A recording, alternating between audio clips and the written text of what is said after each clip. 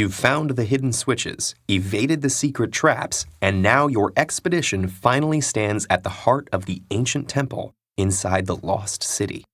But as you study the inscriptions in the near total darkness, 2 of the 8 graduate students accompanying you bump into the altar.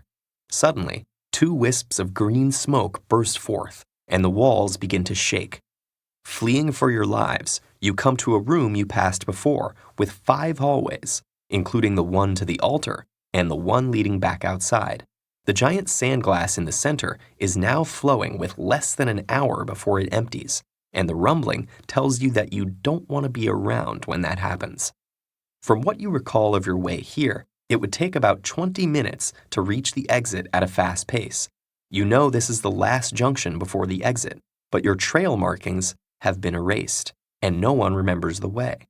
If 9 of you split up, there should be just enough time for each group to explore one of the 4 halls ahead and report back to this room, with everyone then making a run down the correct path. There's just one problem. The inscriptions told of the altar's curse, the spirits of the city's king and queen possessing intruders and leading them to their doom through deception. Remembering the green smoke, you realize 2 of the students have been cursed. At any time, one or both of them might lie, though they also might tell the truth.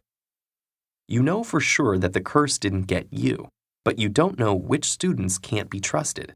And because the possessed students may lie only occasionally, there is no guaranteed way to test them to determine which are cursed.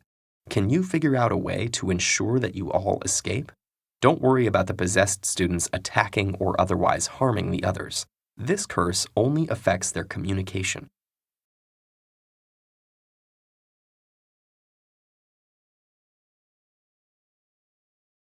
The first thing to realize is that since you know you aren't possessed, you can explore one of the halls alone. This leaves 8 students for the remaining 3 paths. Sending groups of 4 down just 2 of the paths won't work, because if one group came back split 2 versus 2, you'd have to guess who to trust. But splitting them into 1 pair and 2 trios would work every time. And here's why.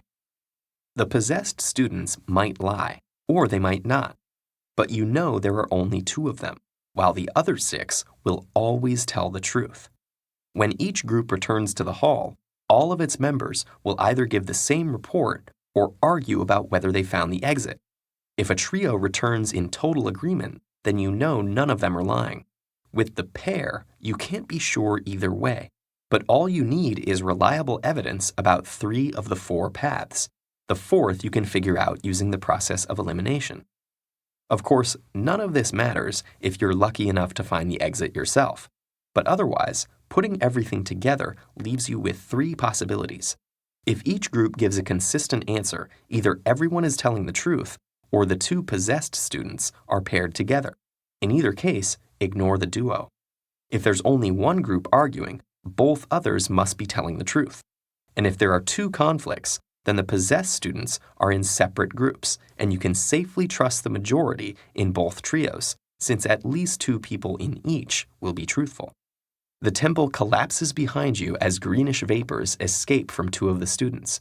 You're all safe and free from the curse. After that ordeal, you tell your group they all deserve a vacation, and you just happen to have another expedition coming up.